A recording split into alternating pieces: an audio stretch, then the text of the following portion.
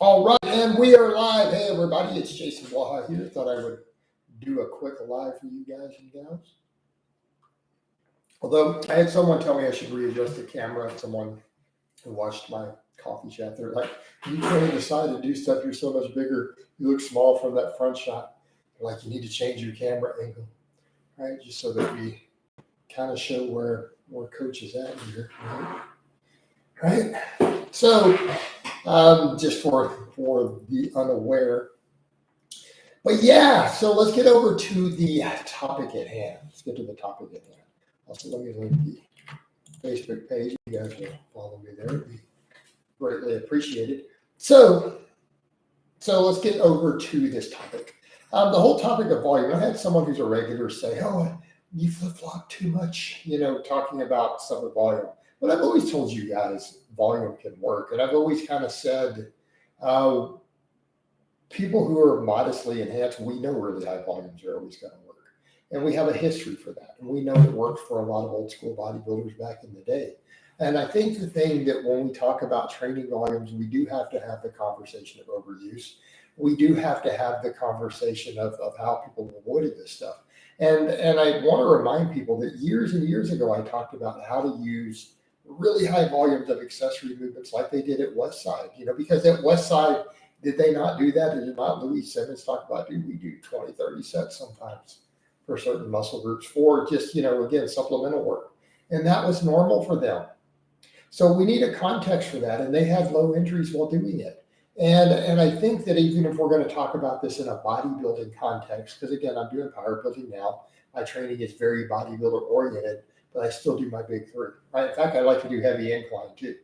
So heavy squat, bench, deadlift, heavy incline work, right? These are things I do. And then most of my stuff is, about 8 to 15 reps, with a little bit of really high stuff. I mean, well, I said that, except I did 10 sets of 20 today and pullovers. But we have to have that conversation about overuse and injury prevention. And I think the take home that we need there is look at how they pulled it off at Westside. What sort of movements did they do? They did movements that were easy on tendons, easy on joints to get all that huge amount of volume. And it worked amazingly well. He's like, we do 2 really heavy lifts, right? And in some cases, they did double maxes, so 4 really heavy lifts a week. That's it. But they came in and did hundreds and hundreds of reps of what sort of stuff? Upper back, triceps, posterior chain, hamstrings, so reverse hypers, press downs, band press downs, extensions, all these things. And we need a context for that. So notice that they simply avoided things that beat your tendons up. Don't do a skull crusher when you do the behind the head setup, or you do other stuff with dumbbells, right? Do lots of upper back work with smaller movements. Do lots of band exercises. Do reverse hypers. Do glute ham raises. Okay?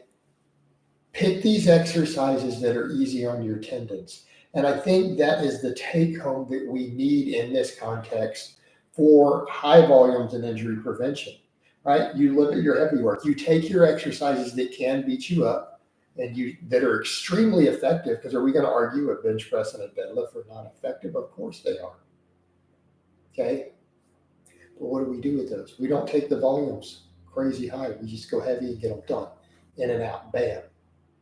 So same thing you guys are seeing me do now that my volumes are coming up. I'm doing box squatting. Why? Box squatting is easier on your body. It's less injury prone, and you can handle a little more of it than back squat. So I can come in and do a heavy max. I can do some speed work and then do machine work for everything else. Right? I can come and do belt squats. I can do leg extensions, all these things. We can do hundreds and hundreds of reps of that stuff. Now, curls I'm treating a little different, but it's the same thing, right? Probably going to shift over and not really do those heavy cheat curls. Go back over to 10 plus reps on all the curls. And if we're going to do things like preacher curls, what do we do with the preacher curls? Use the lightest weight possible to get the most training effect. And that is something I learned from Louis Simmons that I think we need to take over, even if we're going to do power building, bodybuilding type approach, we're going to build muscle. What do we need to look at? What is our take-home message? What did Louis Simmons used to say? He's like, I want to get as strong as possible with the lightest weight possible so that it doesn't beat you up, because our max effort work's already handled. And isn't it the same thing if we take a power building approach? We're already doing some really, really heavy squats and deadlifts. Already doing some heavy benching. We don't need to go super heavy now. Can we come in and obviously do our rows and stuff with straps and shoot a little? Sure. We can do those things, but most of our work, we need to be looking at, can I do it without it beating me up? Am I picking exercises that have a good stimulus to fatigue? Am I picking exercises to where I can handle very, very high volumes of them on other stuff so that we can gain muscle, right? So we can gain muscle like I am doing now, right? We're getting bigger, we're gaining muscle, we're getting jacked, but we can still do our heavy work. We just can't go overboard on it because that's how people get hurt. That's how they get beat up. It's not from doing the heavy work. It's too much of it. You know, the same thing. If we want to train a bunch of biceps, maybe don't do many cheat curls. Maybe don't try to cheat on your preacher curls. Maybe keep those strict and controlled. They come in and do dumbbells for stuff, do bands, do all these other things to hypertrophy everything and build everything. And we can do enormous volumes of training doing that. Do enormous volumes of training. All right, we got a bunch of people watching, nobody engaging. And nobody engaging. What's going on here? What's going on? Also, those people who are chiming in who aren't used to me these days, you only remember the old Blaha, they're like, what are all these things? Was this guy running a bunch of equipoise? No, I'm actually not. Hello from Spain. Hello, Fabi. You're a regular in here. How you doing today, brother? But yeah, we got to work out up to date. So we got to work out up to date. I was really happy with it. It was a lot of volume because I did 10 sets of 20 on pullovers in my normal workout. Yeah, so here's where we are. We all veiny, all vascular. Trying to get this live done. I got some stuff I need to take care of tonight.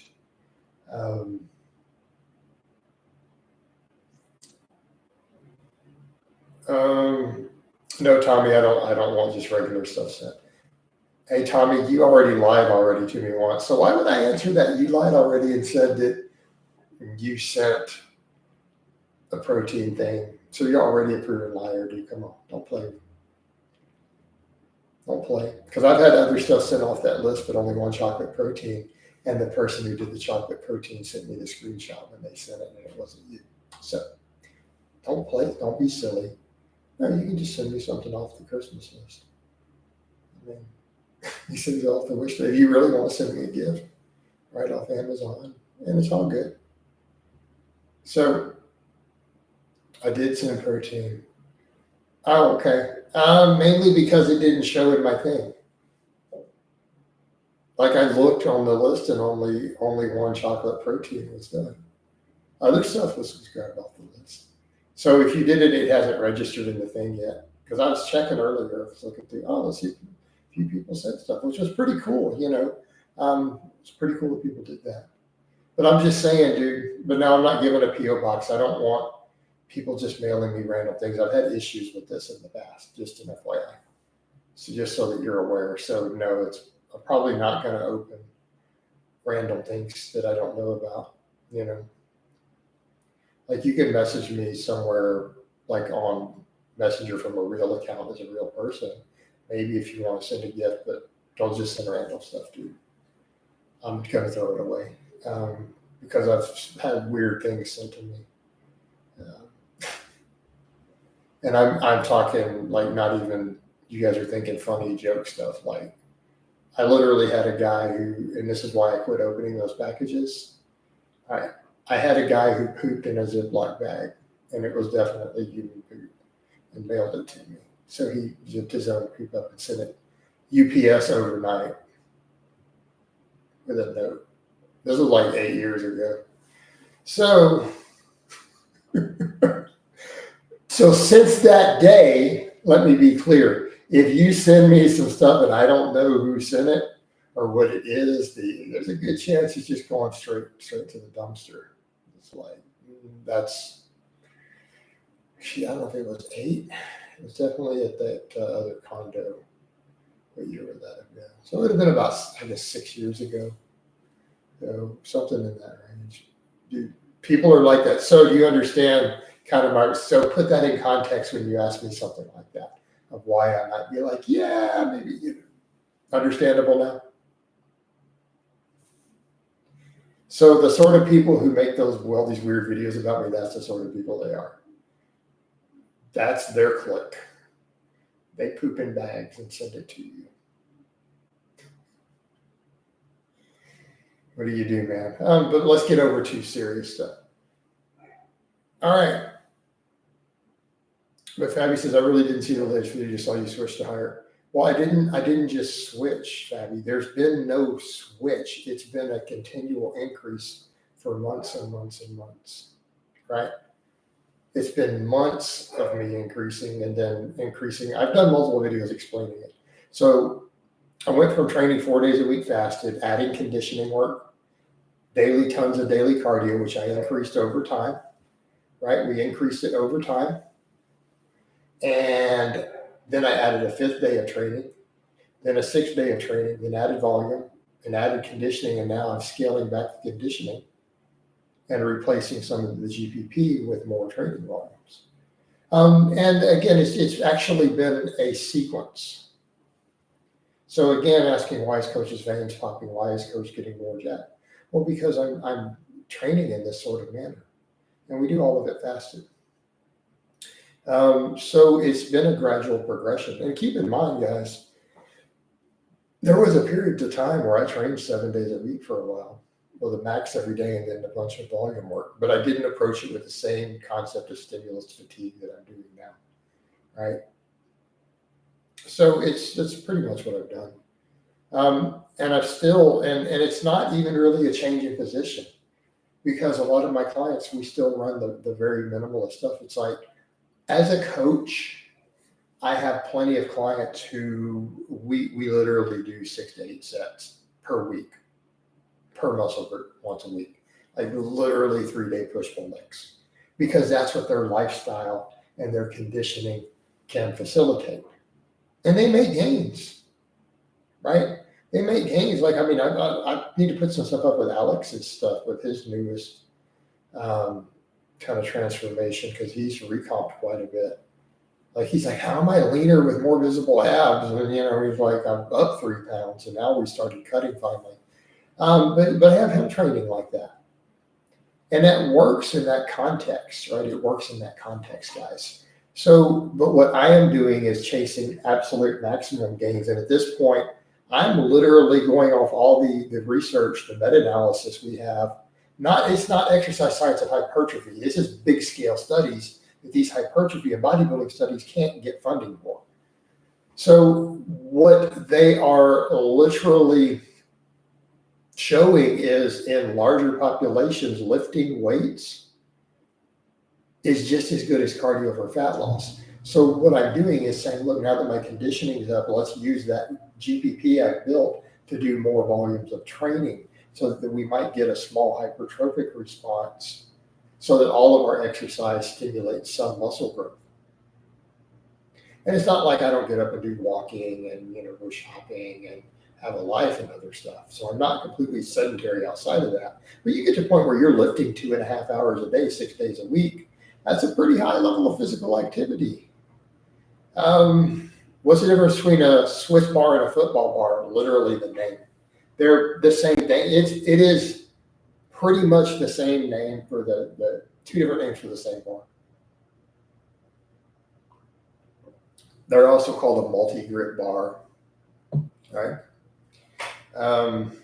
Jason just eating some pepper salad here. How's it going, man? I'm going, dude. Fabi says, thanks for the explanation. I've been following you since mid-2012, and now in your late 40s, you look the best ever, and body mentality-wise. I appreciate it, man. And I've gone through a lot of stuff again this year. This has been a year. I've gone through a really intense, super intense couple of months. I've come through on the other side of it this month on a bunch of stuff. And kind of my life is just having this general upward trend, upward swing. Thoughts on burpees. But yeah, I'm doing a lot of stuff trying to just be, as mentally and emotionally healthy as I can. And the same thing, a lot about my social life and friendships is there's certain things I've re-sparked friendships. A lot of people who were super good to me. I'm talking people who were really good to me, who I really effed up with as a friend. Like I've gone through recently and like started issuing apologies to people. Like, because certain circles of friends, I've been really close with certain people in certain circles and fallen out with certain people, and other people really stay in touch. And like an example, like one of my friends who, and no, it's platonic. She's always been super protective of me. She's married. She used to describe me as her best friend, and we had a falling out. And I apologized to her really recently and said, "Hey, you know what? I was wrong. I was fucked up. All right. I owe you an apology. Um, hey, I sent you a Facebook friend request. You know, you don't have to accept it, but I'm issuing you an apology anyways." She's like, "You know what? Love you to death. Welcome back into my circle. All's forgiven. I appreciate the apology." You know, it was someone who was really good to me as a friend, right? Really good to me as a friend, and it's still in, you know, some of my circles. You know, so I've done a few of those things. And so again, I'm just trying to live my whole life just at an emotionally healthy level, a spiritually healthy level, you know, physically healthy level. Do you take citrulline? No, no. Like what I'm doing is not really much of anything. Just should enhance vascularity. Um, and guys, I do disclaimer, modest test and primo. That's it. So, but I mean, I do take potassium salts. I am adding potassium salts to all my stuff. I am taking creatine again too right now. Thoughts on carnitine? I don't think it's worth taking. Is it easier given the range of motion the same a pin over hip press? I'm going to recommend the strict because really that stretch at the bottom, I think, is kind of the important part, the ability to get close to the chest. Admitting your own mistakes is something that comes from a very solid self-confidence and emotion. And that's the thing, Fabi, man, I've gone through and looked at different friends and people who, you know, I've had different issues with and conflicts and said, you know, these are people who were good to me. Why did I let things get in the way of my friendships?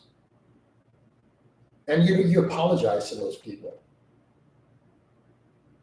like sincere apologies, because you know they're good people to have in your life, and sometimes you have to swallow your pride. You know.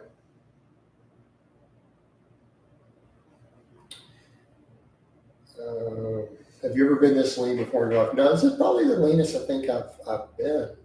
We're gonna keep getting leaner. Matt, so where are you on junk volume now? But it's still considered Windows back. Here's the thing, Matt. We can argue about if junk volume is real. That is what the debate is. But if junk volume is real, I'm going to say that's close because it's too low intensity on big movements, right? I would say on a single joint exercise,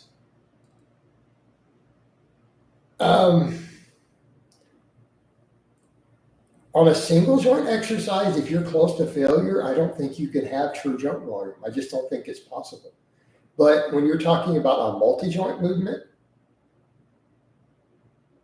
do you see the issues we could run into very quickly? Where you may not be getting any real training stimulus. So that's a really, really nuanced topic. But as far as if jump volume is a real thing or not is really a point of contention still. Okay. Chris, you ever take Andro? I think I've messed with, the original Andro. I played with it a little bit, and I don't know. I didn't think it was really effective. I'm talking like over 20 years ago. How does your joints recover from all the training? Well, keep in mind, Francis, how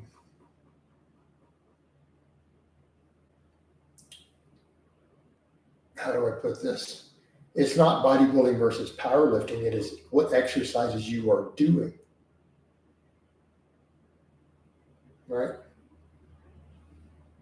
Like right now, my joints are in an amazing place, but look how little of my big lifts I'm doing. I'm doing at a manageable amount. Like, so let's say this last week, I only did one heavy set of squats, one heavy set of deadlifts, 3 heavy sets of bench press. Like, that's just not that hard on your joints. It isn't. So you do everything else is movements that are easy on your joints with great stimulus to fatigue. Right?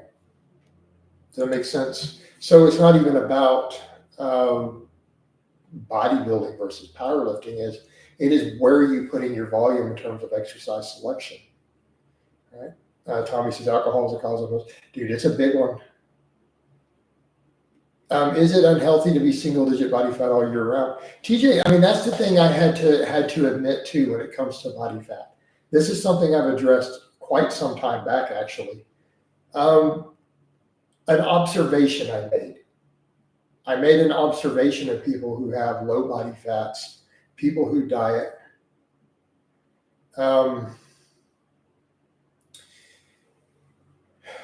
I made the observation that the people who get fairly lean and then they cut really slow don't have the same problems. And I talked to another coach friend of mine who was in his 40s, and he's like, dude, I stay under 10% year round. And I asked him, well, how do you do that? He's like, I don't ever run low calories. I'm like, what? He's like, I went from 15% down to 8%. It took me 3 years to get there. He's like, because I did it so slow, my thyroid never went down. I never saw any of these problems. He's like, but I don't go under. He's like, I still eat 2,800 calories a day, no matter what. This guy told me this years ago, and I had to look at that. I've made the same observation. It's the fast cutting that gets you. It's the nutrient deficiencies you get when you go, I'm a grown active man. I've got to drop down to 1,900 calories and get shredded. There's where your problem starts. Now, am I talking about contest length? A single digit is not contest. 9% body fat from a competitive standpoint is fat. So do you understand the difference? That's not contest length. Like you're 9% body fat, dude, you got another 8 weeks before your show ready. Don't even step on the stage. So are you talking single digit or are you talking bodybuilding stage ready? Hey, Tommy, you just outed yourself. Bam. All right. I know that term, and I know who coined that term. People have made me aware. Get the fuck out of here. All right. So I should have been nicer. I need to not say anything when I ban people. I'm going to do better. Apologize. I've been trying to be real silent when I do it. All right. Fitness. I know you don't really recommend it anymore, but after detraining, I've been running your novice program for a few weeks and made amazing progress. Sure, you could do it for a very short period of time right after, but you shouldn't be running, novice programs. You shouldn't be running novice programs if you're not a novice. Now it says, considering changing to a split now, upper, lower, each muscle twice a week, or push-pull leg once a week after the high-frequency training. Honestly, a push-pull leg could be fine. It's fine. Depending on how old you are, from what I'm understanding, you're not like a spring chicken, right? You're not 25. I don't think we need to be careful about hitting big lifts multiple times a week. Just my opinion. If we care about our joint health. Matt said sometimes you need to apologize, even if you still think that you're right, just to make peace. That's a tough one to swallow. Man, it can be, but sometimes we have to do it.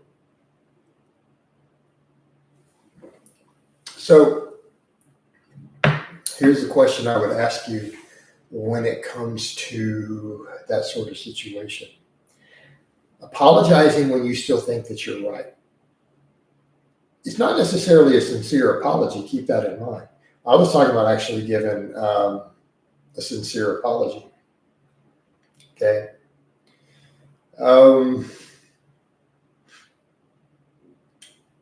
But let's talk about that as a non-sincere apology. What if you're doing it because your friendship or relationship with that person is more important to you than being right?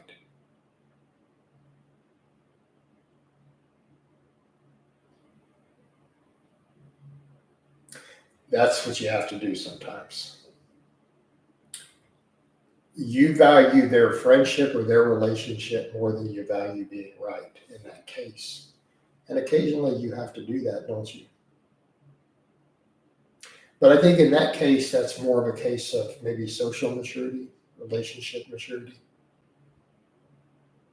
But are you doing it is to keep peace in a volatile situation? Or are you doing it to make peace with someone because you know that you value that relationship enough to do so in that case? Those are two different things. All right. It's a tough one. But it needs to be done sometimes. 10 sets of 20 pullovers must have given you a nice one. It gave me a phenomenal pump. Do you think vacuums are good? They can potentially be beneficial. You know, they can be beneficial. I think it's you have to be careful trying to do too much to chase the small waist though all the time. Just honestly, the best thing to do for a small waist is be careful of bulking. Be careful of gaining visceral fat from the wrong foods. Yeah, vacuums can help being lean. You know. But you can also build your lats, build your shoulders, and all those things to make it look smaller.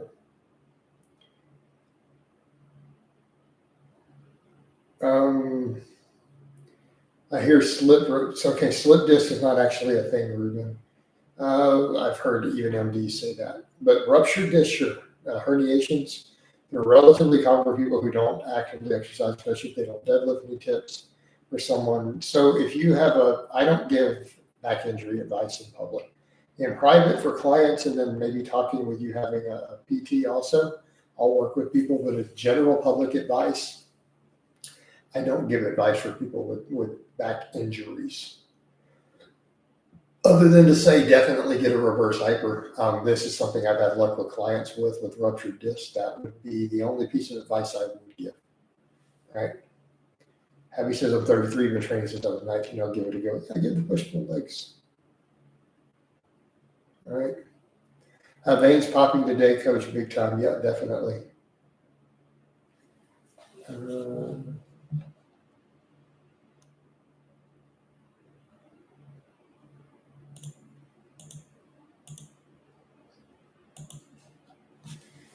All right. The devil you don't apologize when still right equals means to an end. Yeah, it means to an end though if you value the relationship. Right? Is it possible having a big deadlift where I'm actually just doing RDO good mornings? Sure, but why wouldn't you still do some deadlift if you really care about having a big deadlift? Why wouldn't you do some deadlifting? Most gyms in Europe only have a normal hyperextension machine. They still do comment. And for our purposes, for no. Are they good? Yes. Can they replicate the exact effect of the reverse hyper itself? Right? Right? Keep in mind the reverse hyper is a unique training response that I've never found anything else that can replicate it. It's a reason he got a patent on it. Matt says your main bicep veins has many veins shooting from it. It's coming along. That's some tree branch shit. Francis says makes sense. Right. I mean, think about it with your deadlift. And I'm not saying you have to do a lot of deadlifting. You can do low specificity, but you need to do some deadlifting. It would behoove you. Well, we are training the forearms directly, and we're doing all that pulling. So, thank you, sir. The devil you've done. So, yeah, it's all coming along.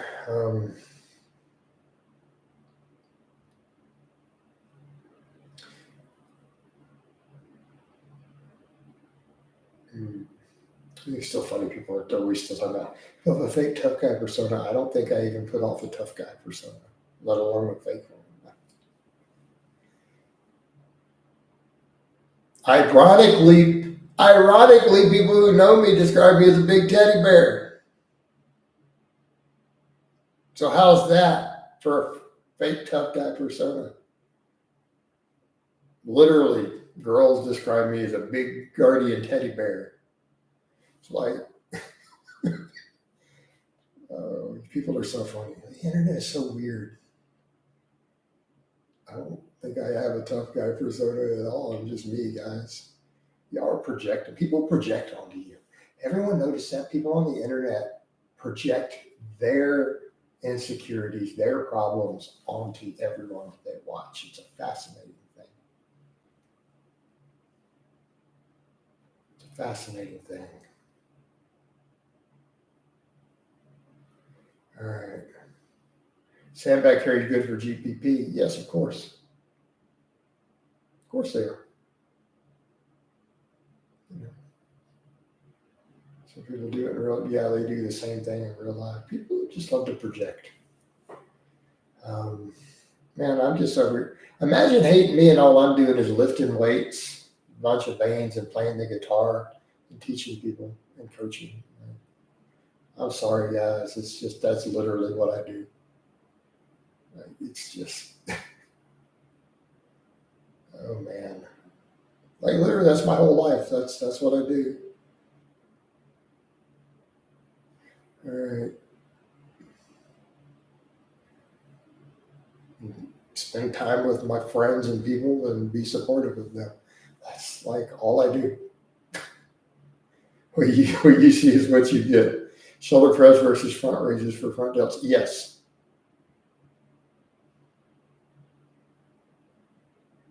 Hey, Benjamin, which ones of those do you see me do on camera every week?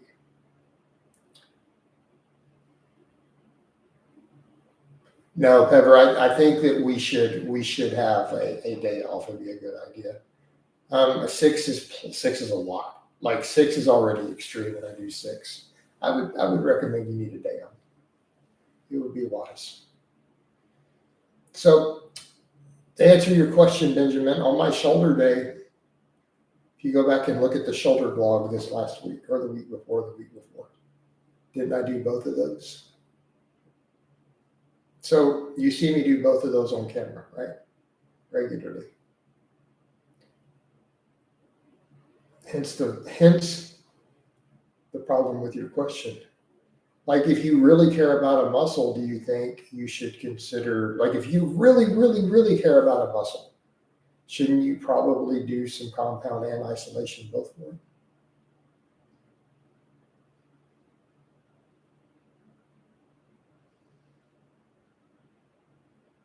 Right. So in that context, so since I do both, and I need to bring my delts up more. I mean, I keep talking about biceps, but every single bodybuilder I know who's serious about their game is like, honestly, your delts, you just get your delts bigger, you'll actually be good to go. Like, just keep getting leaner, get your delts bigger, you'll be fire. So I guess I need to keep pushing the delt from all 3 angles every week. It would behoove me to do so. So, because I've heard this from like 5 guys now, 4 of which compete in bodybuilding and or coach bodybuilders. So probably what I should do, even though I feel like biceps. All right. The devil says deadlifting right now, crazy how much hate squats and deadlifts get these days based on what people say. It's weird because, these fads come and go on online fitness, don't they? They come and go. Whether the squat and deadlift are amazing and you have to do them, or whether they're worthless for bodybuilding or something, it comes and goes in waves every few years. All the way back to Arnold's day, by the way. That's been happening since like 1980. Are the squat and deadlift essential for bodybuilding, or should you avoid them completely? It literally goes in waves for 45 years now. What other exercises do you take up to 10 sets? Reverse hypers, absolutely. Band curls, absolutely. Anything with bands. Anything that's easy on your tendons and joints. Right?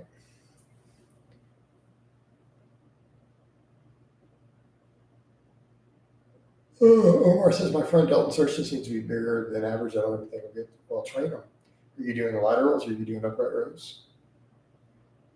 Any suggestions on how to transition from a novice program to push full leg? Okay. Hey, Fabi, you don't ever need to transition programs. I get asked that a lot, and it's like, I almost give you a funny answer.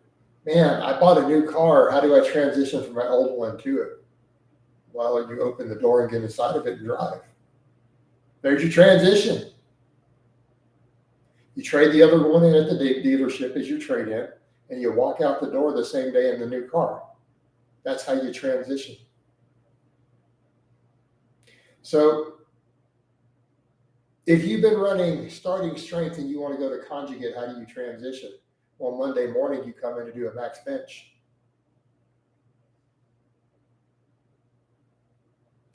So let's say Friday you did your third workout in starting strength and you want to go to conjugate. When you get to Monday, you do a max effort upper.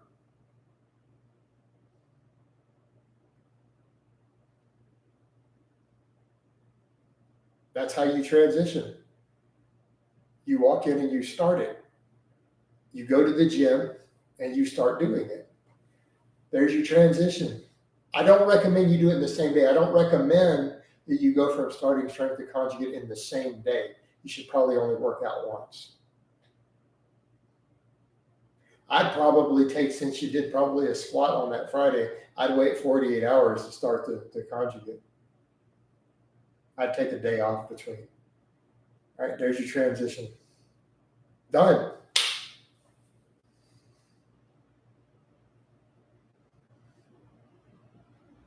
Ten sets of belt squat thoughts, man, that could be tough. I mean, you could do it though. Wouldn't even be unreasonable, to be fair. Hey, coach, wishing you a belated birthday. What do you think about Samson drinking 2 liters of soda? I am unaware of this. Was it diet soda or was it real high fructose corn syrup soda? Because these are two completely different things. If it was a bunch of high fructose corn syrup, well, who cares? Okay, so you guys got to say this stuff. These are complete opposites. These are not even related. Okay, so you guys got to watch that. These are not even comparable to each other in the same remote category. It's literally like saying, this guy drinks before noon. What is it? Was it a fifth of Jack Daniels or was it a liter of water? It's kind of important to know. So comparing diet soda to normal soda, they're not. Yeah, I know they're in the same type of bottle and they have a similar companies are making them, but they're like polar opposites. There's not much difference between diet soda and water. It really isn't. Whereas the other is just full of high fructose corn syrup. So the problem with the other is not that it's soda, it's the fact that you're drinking hundreds of grams of high fructose corn syrup. None of that in the diet. So what do I think about it? I think if it helps him with his appetite and his sweet tooth, it's a phenomenal tool. Carry on. It could absolutely be beneficial to him in regards to that, right? We all know this.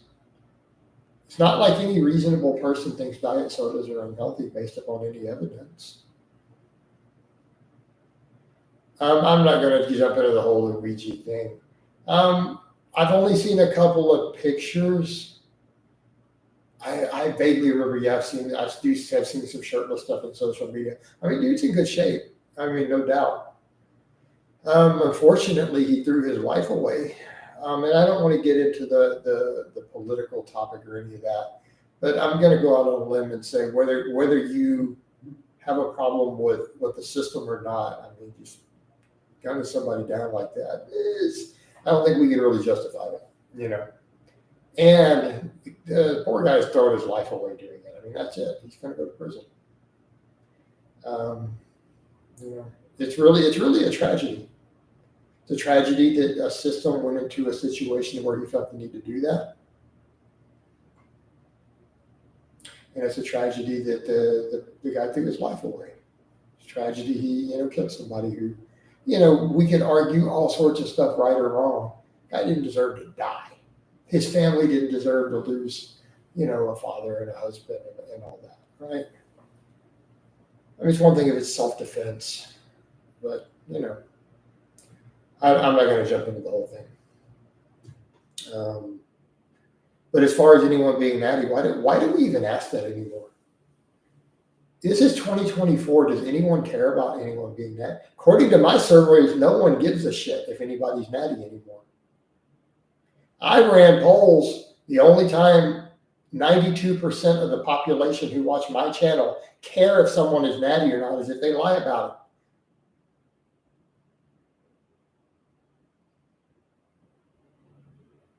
it. Right?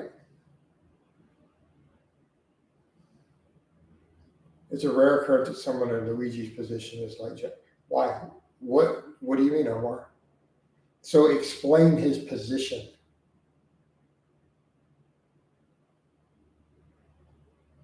Okay, explain his position and then tell me what makes it rare, because I don't know what you mean.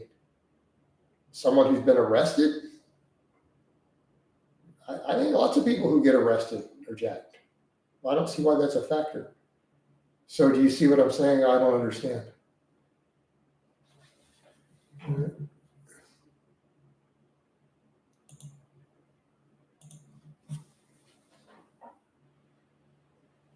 So you should probably explain his position. I don't know anything about the guy. Right? Prisons have gyms. That's true. Most of them do. So again, you should probably explain what position it's rare to see someone jacked. I'll give you a minute because I don't understand the point.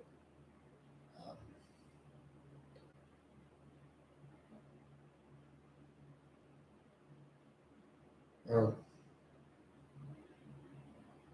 well, probably different than I don't know. So is that what we're talking about? No, I think plenty of really. I mean, Craig Titus got arrested and sent to prison for murder. I think he was pretty jacked. I mean, he was a Mr. Olympia competitor. How about Bertil Fox? So what are you talking about? Tons of guys who've been there have been multiple people who stood on the Olympia platform who gone to prison for murder afterwards. Multiple of them. Yeah, so I don't think that's a factor. Mr. Olympia competitors seem to possibly commit that at a higher rate than the general population based upon this handful. I mean, if we had to actually speculate. So I'm not really seeing. All right. So, but that's a whole other topic though, isn't it, with Luigi? No, and I think a lot of people emphasize, let's be realistic here. I mean, we know there's problems with healthcare in America, but a lot of it is also due to people not taking care of themselves. Yeah.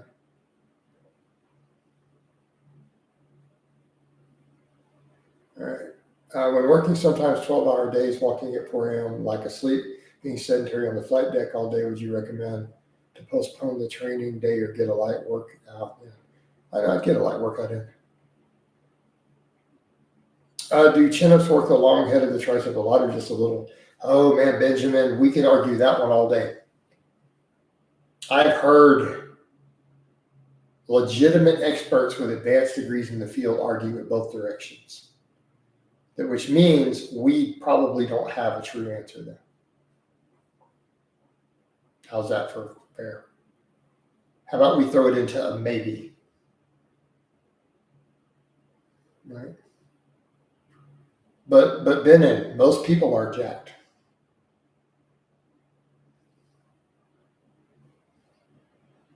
So that's not really, I don't know, that's a viable comparison. You could insert anything in there. You could put school teachers. I just picked a random thing.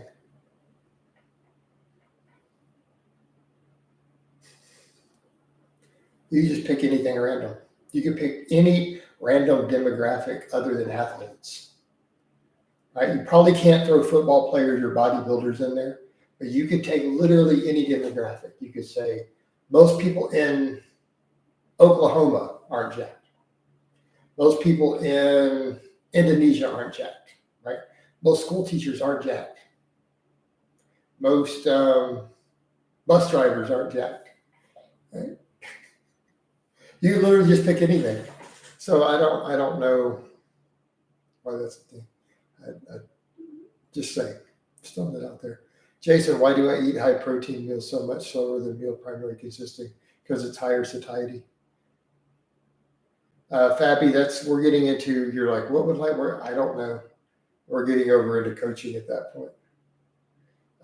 Where would you put the seated dumbbell tricep extension in terms of I put it near the end. There's a lot of Jack Indonesian, but most of them are not, Bennett. See? What percentage of the population, for the majority, are not? Still relatively rare, even if only 1 in 10, 1 in 20. That's rare.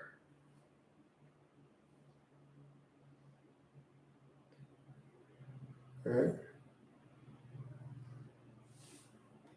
Being jacked is relatively rare. It's just, unless you hear on this channel.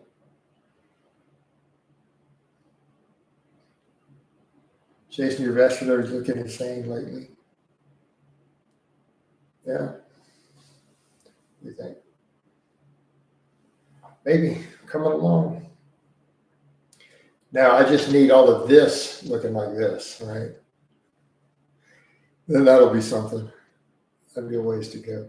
I don't think we're going to be there for a bit. But, let's just keep improving, keep moving forward, keep improving, all of us. And that's the thing, man. You see the vascular, you watch how I train, you guys watch how I eat. My food is all up on Facebook, right? You guys see what I eat. I hope that I inspire some of you. Say, look, Jason went from being the fluffier power lifter. Now his arms are looking bigger. He's getting leaner. Even as he's getting older, he's, turned 48 this weekend. I'm hoping it will inspire some of you to do your best, right? Because that is what it's all about. Bros helping bros get cog diesel, right? Cog diesel jack, cog diesel strong. I think someone else already kind of coined that term, or else I would totally use it for marketing more. I probably should. Sorry, my messenger from client keeps popping up right in front of the questions. Jason, what's up with all the gym bros who hump on gear with little no training experience? It's just always been that way. Dude, it has been that way all the time. It's just in my generation, they got clowned on more. But definitely the last 10, 15 years, it's become a really, really common thing. It just is because people won't show because they know gear works and they want to do whatever it takes. It just simply is what it is. How much you weigh right now? Oh, it was 217 this morning. Right?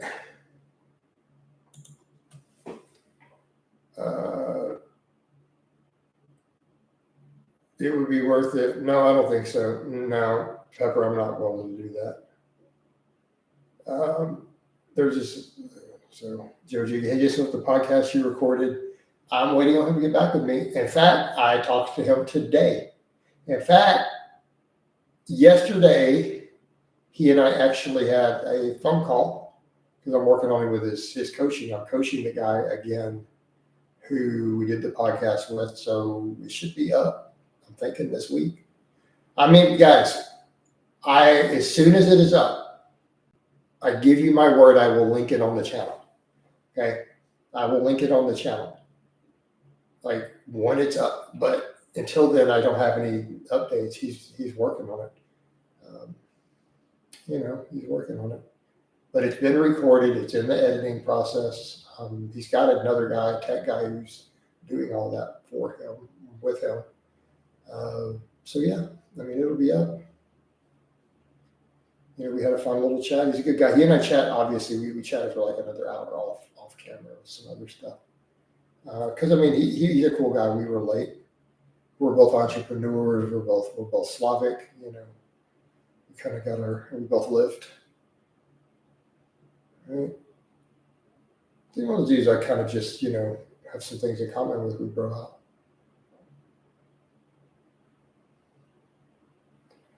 Hey, coach, do you think there's any benefit for hypertrophy of doing Arnold presses as opposed to regular dumbbell?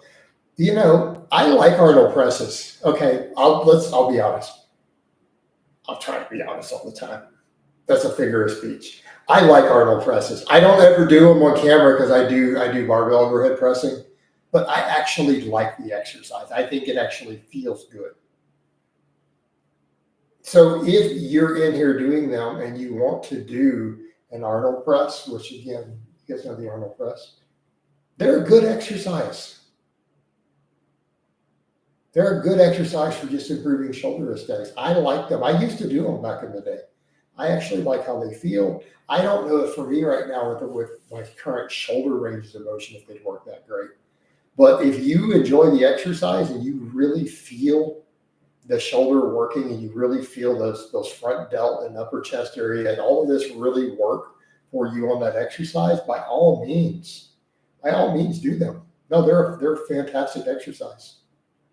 It's just one that you never see me do, but I actually happen to like it, right? And I think it's a good exercise. So yeah, that's a good one because that's an exercise that I like that you guys never see me do personally.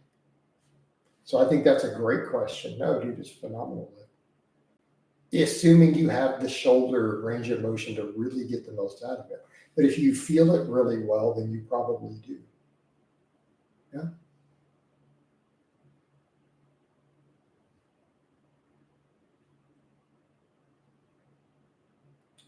Right there.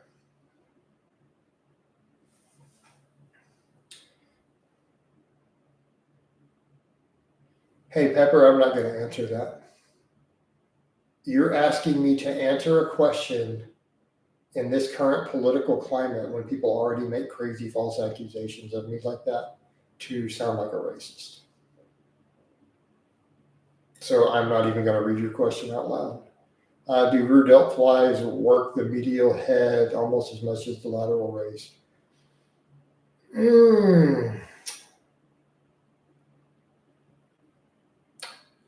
I don't think they work it as much, but you used the word almost. Use the word almost. Do they work the side delt? Almost. I'm going to say almost. Do they work it enough to see a growth response? I think the answer is going to be yes. The intelligence, is there a higher risk of injury and going heavy on them? Kind of hard to go heavy on them. Yeah, it wasn't meant like that, my bad. Yeah, I mean, Pepper, I'm definitely not going to stereotype ethnic groups in terms of this group just doesn't gain muscle. This group is just genetically fat. Like, no, dude, we are not going there. Yeah, to even address it, even to debunk it, could still be spun. Like even if I said it's not true and I read it out loud, it could still be spun. So we just leave it alone. Yeah, we don't need to answer stuff like that. And even if it were true, they could still just train hard and get good results, right? And that's what you have to remember. And let's assess that with any genetic potential, whatever your range of genetic potential, irrespective in your ability to make gains.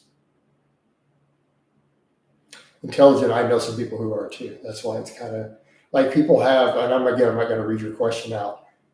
People have these stereotypes, but I've seen people break these stereotypes. Literally, people I know destroy some of these stereotypes. So, exactly, like you're saying that, and people have that. That is a stereotype. But I've known dudes of that group who are just jacked as fuck, right? And there's another group that oftentimes say, oh, they just grow and gain muscle and jack with no work. And I know people in that group who train their asses off and still get mediocre gains. Guess what? The stereotypes are not all true. Lo and behold, can there be a slight bias towards these stereotypes in the gene flow? Yes.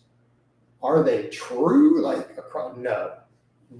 You cannot apply these things universally. You can't.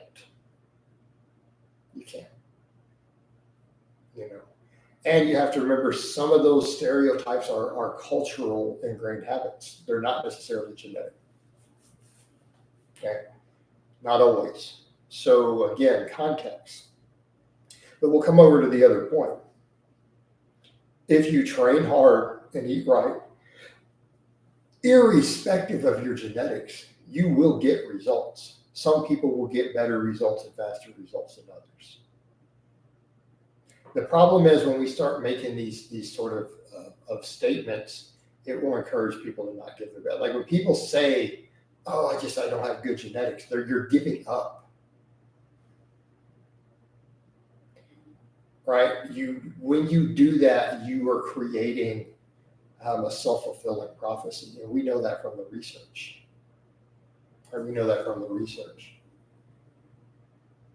That's why I'm trying to tell myself and imprint in my mind that I have amazing arm genetics.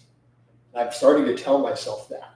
Before arm day, I actually tell myself now, before I go train biceps, I tell myself that I have the best bicep genetics in the world, that my biceps are growing and they're going to be massive.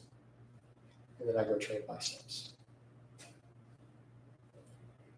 Right? Because what we believe matters.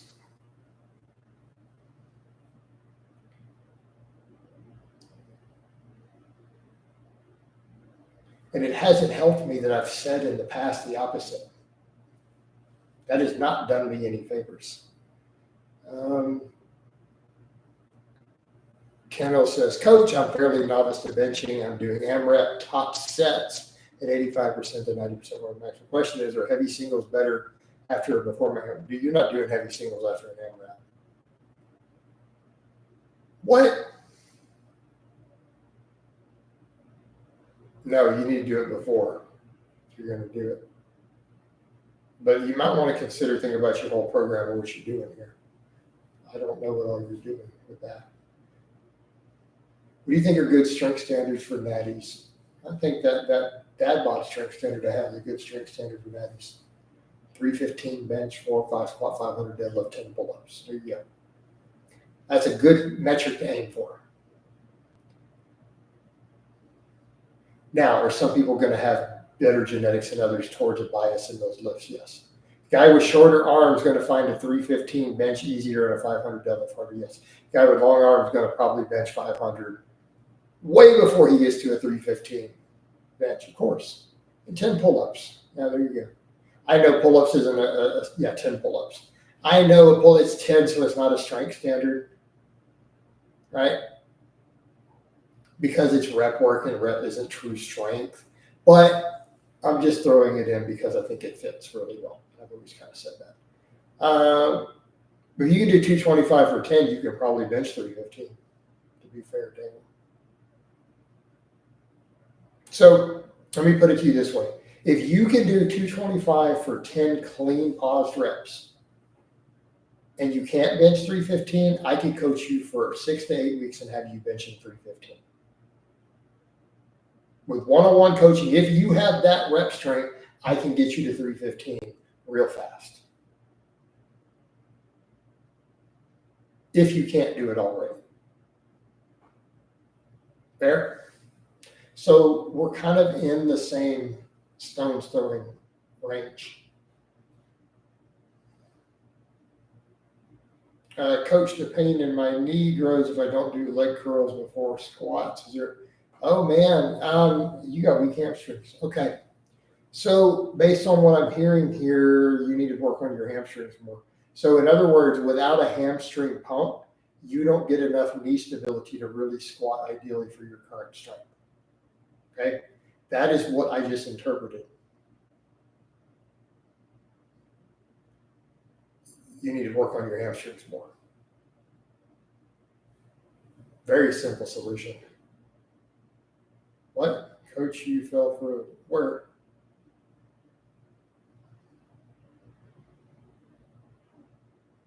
I didn't catch it. Um,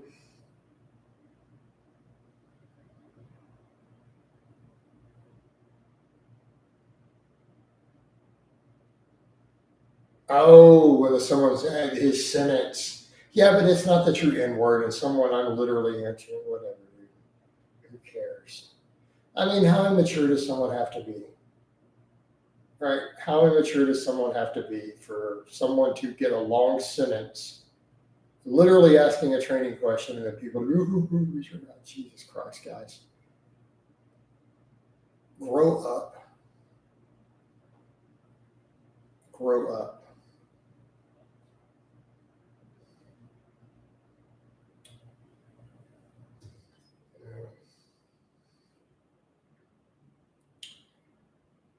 Again, children. They need to put an age limit on the internet. Like, you can't access the internet till you're 30. I don't think you should be able to vote till you're 30 either.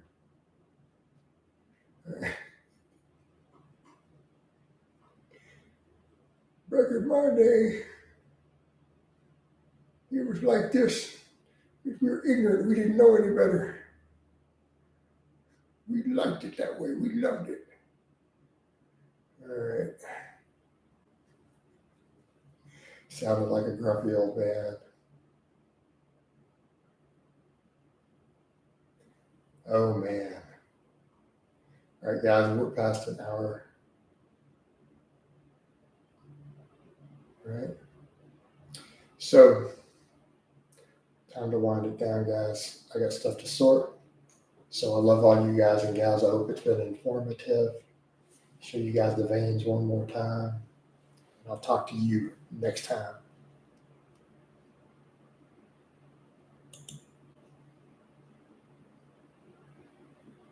What, you want a bicep shot before I go? Oh, Mount Bicep, yes.